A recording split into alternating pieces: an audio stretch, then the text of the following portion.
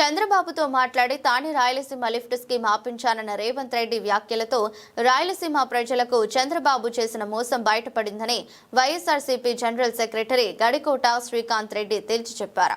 ప్రభుత్వ తీరుతో రాయలసీమ ప్రజల్లో తీవ్ర ఆందోళన, ఆగ్రహం నెలకొందన్న ఆయన ఇంత జరుగుతున్నా ఇంకా ప్రాజెక్టు అవసరం లేదంటూ మంత్రి రామానాయుడు చేసిన వ్యాఖ్యలపై అభ్యంతరం వ్యక్తం చేశారు. దీన్ని ప్రభుత్వం ఒక ప్రాంతంపై చేస్తున్న కుట్రగా అభివర్ణించారు. చంద్రబాబు సీఎంగా ఉన్న ప్రతిసారి రాయలసీమకు అన్యాయం జరుగుతుందన్న శ్రీకాంత్ రెడ్డి 1995లో బాబు హయాంలోనే ఆల్మట్టి ప్రాజెక్టు నిర్మించగా తాజాగా మరలా 70,000 కోట్లతో కర్ణాటక ఆల్మట్టి విస్తరణ చేస్తూ రాష్ట్ర ప్రయోజనాలకు తీవ్ర విఘాతం కలిగిస్తుందని ఆవేదన వ్యక్తం చేశారు. ఆ రోజు పోలవరానికి అనుమతులు లేవు అని చెప్పి అన్ని రంగాలు అడ్డుకున్నా కూడా అన్ని పర్మిషన్స్ తీసుకురావడానికి ప్రయత్నం చేస్తూ ఎక్కడ దాన్ని నిర్లక్ష్యం చేయకూడదు, మనం ప్రాజెక్ట్ జరుగుతుందని చూపించాలా అని చెప్పి రైట్ కెనాలు, లెఫ్ట్ కెనాలు అన్నటువంటిది ఆ రోజే చేస్తూ మరొక పక్కన పోలవరం ప్రాణంలో అన్ని ప్రారంభించే కొద్దీ ఆ రోజు రాష్ట్రం విడిపోయే టైంలో జాతీయ ప్రాజెక్టుగా చేర్చడం జరిగింది.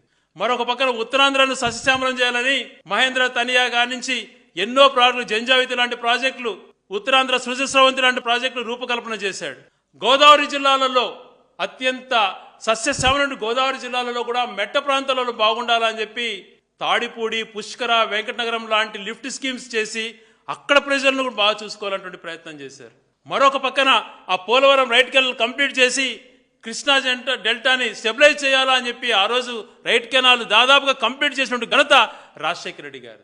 అలా కిందికి వెళ్తే అనేకమైన ప్రాజెక్టులు. నువ్వేమో ఓ పక్కన హంద్రినీవా గాలేరు నగిరి కూడా అవసరం లేదు, ఎందుకు మనకు గాలేరు నగిరి, అది 40 టీఎంసీలకు పెట్టారు ఆ రోజు తెలియక అని చెప్పి 5 టీఎంసీలకు కుదించింది నువ్వు కాదా, జీవోల రూపంలో కూడా అనేక సార్లు నీకు చూపించాం. ఆ రోజు మోసం చేశావు.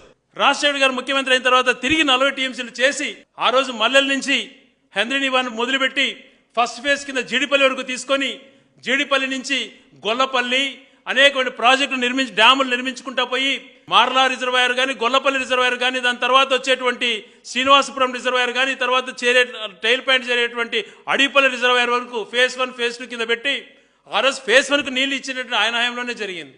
జీడిపల్లి వరకు ఈరోజు కియా వచ్చిందంటే గొల్లపల్లి రిజర్వాయర్ వల్ల, అది రాజశేఖర రెడ్డి గారు ఆ రోజు ఉన్నటువంటి ఆలోచన వలన 3,600 కోట్లు ఆ ప్రాజెక్టు పైన ఖర్చు పెట్టడం వలన. అదే రకంగా మాకు ఎన్టీ రామారావు గారు అంటే గౌరవం, ఆ రోజు ఆయన తెలుగుగా తీసుకున్నాడని చెప్పి, కానీ ఆయన మొత్తం ఖర్చు పెట్టింది 34 కోట్లు కూడా ఖర్చు పెట్టలేదు. అదే అప్పుడు 89 నుంచి 94లో కాంగ్రెస్ ప్రభుత్వం 1000 కోట్ల పైన ఖర్చు పెట్టింది. తర్వాత తెలుగుగాను కూడా నిర్లక్ష్యం చేశాడు చంద్రబాబు నాయుడు గారు. అదే మళ్ళీ ఆ ప్రాజెక్టు రాజశేఖర్ గారు వచ్చినాక 3,600 కోట్లు తెలుగుగా ఖర్చు పెట్టి దాని ద్వారా పూర్తి స్థాయిలో నీళ్లు పోయేందుకు ఒక రూపకల్పన దాదాపు కంప్లీట్ చేసినటువంటి ఘనత కూడా ఆ రోజు రాజశేఖర్ గారికే దక్కింది. మరి నువ్వేందో చేశానంటున్నావు, ఏం చేసావు? ఆ రోజు బ్రహ్మం సాగర్ కంప్లీట్ చేయించి ఓపెన్ కూడా చేయించారు. అది కేవలం 9 టీఎంసీలు 10 టీఎంసీ నిలబడుతుంటే జగన్మోహన్ రెడ్డి గారు వచ్చిన తర్వాత ఫుల్ కెపాసిటీ నిలబెట్టినటువంటి ఘనత, దాన్ని కెనాల్ ఎక్స్పాండ్ చేసి లైనింగ్ చేసి బ్రహ్మం సాగర్ పూర్తి స్టోరేజ్ తీసుకొచ్చినటువంటి ఘనత జగన్మోహన్ రెడ్డి గారు. గండికోటలో పూర్తిగా 20 టీఎంసీలు నిలబెట్టినటువంటి ఘనత జగన్మోహన్ రెడ్డి గారు. మీరు ప్రశ్నిస్తున్నారు వాళ్ళు ఏం చేశారు అని చెప్పి, మీరేం చేశారో ఒకసారి ఆత్మవంచన చేసుకోండి. నేను చెప్పిన ఏ ప్రాజెక్టుకైనా మీరు కనీసం చేయాలన్న ఆలోచన మీకు ఏ రోజున కలిగిందా అని చెప్పి మీరు ఒకసారి ఆలోచన చేసుకోండి. ఈరోజు మీరు ఇష్టానుసారం మాట్లాడుతున్నారు. రాయలసీమ లిఫ్ట్ ఎందుకు అవసరం అని చెప్పి. ఎందుకు అవసరం లేదండి, ఒక్కసారి మీరు మీకు అవగాహన ఉందో లేదో ఒక్కసారి మీరు ఆలోచన చేయమంటున్నా.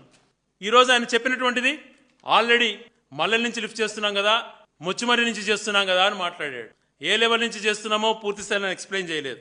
శ్రీశైలం ప్రాజెక్టు నేను ఇంతకుముందు చెప్పినట్టు 796 అడుగులకు వీళ్ళేమో ఎలక్ట్రిసిటీ కోసం చేస్తున్నారు. 777 అడుగుల నుంచి వాళ్ళ ప్రాజెక్టుకు లిఫ్ట్ చేస్తున్నారు. 825 చేరే లోపల 7 టీఎంసీలు రోజుకు చేస్తుంటే ఎలా శ్రీశైలం పైకి వస్తుంది? ఈరోజు 834 అడుగులకు మల్లెల శ్రీశైలం రిజర్వాయర్ చేరితే మల్లెల రిజర్వాయర్ ద్వారా కేవలం 0.3 టీఎంసీ మాత్రమే చేయొచ్చు. 0.3 టీఎంసీ. రమానాయుడు గారు గమనించండి. అలాగే దాదాపుగా మళ్ళా 795 అడుగులు ఉంటే ముచ్చుమర్రి ద్వారా 0.3 మాత్రమే తీసుకోవచ్చు, 0.31 మాత్రమే తీసుకోవచ్చు. మరి రాయలసీమ లిఫ్ట్ ఇరిగేషన్ వాళ్ళు చేస్తున్నటువంటిది కింది స్థాయిలో ఏదైతే చేస్తున్నారో అక్కడి నుంచి ఈ ప్రాంతాలు కూడా అన్నీ బాగుండాలని చెప్పి రోజుకు 3 టీఎంసీలు చేసేటువంటి ప్రాజెక్ట్ని డిజైన్ చేసి 3,600 కోట్లకు పరిపాలన అనుమతులు ఇచ్చి దాదాపుగా 900 కోట్ల పైగా ఖర్చు పెట్టినటువంటి దాన్ని ఈరోజు నువ్వు వేస్ట్ అని మాట్లాడుతున్నావు. దానిపైన రూపాయి పెట్టడం ప్రజాధనం వృధా కావడం.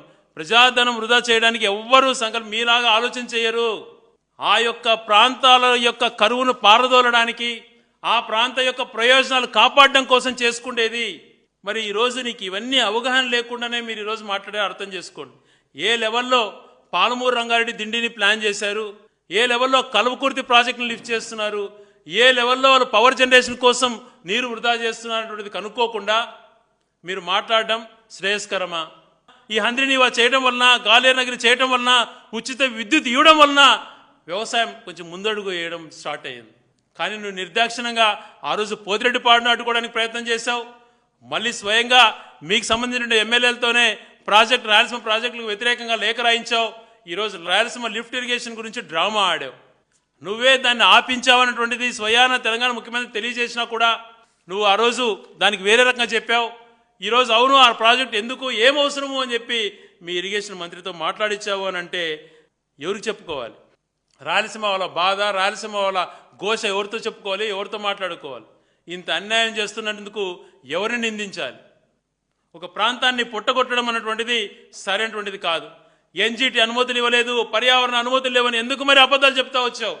ఎందుకు సత్యదూరమైనటువంటి మాటలు మాట్లాడే ఒక ముఖ్యమంత్రిగా ఉండి నీకు ఇంట్రెస్ట్ లేదు, నీ ప్రోద్బలంతో ఆగింది అన్నటువంటి తెలిసిన తర్వాత, ఈరోజు మీ ఇరిగేషన్ మంత్రి స్వయంగా చెప్పిన తర్వాత ఇంతకన్నా ఏముంటుంది?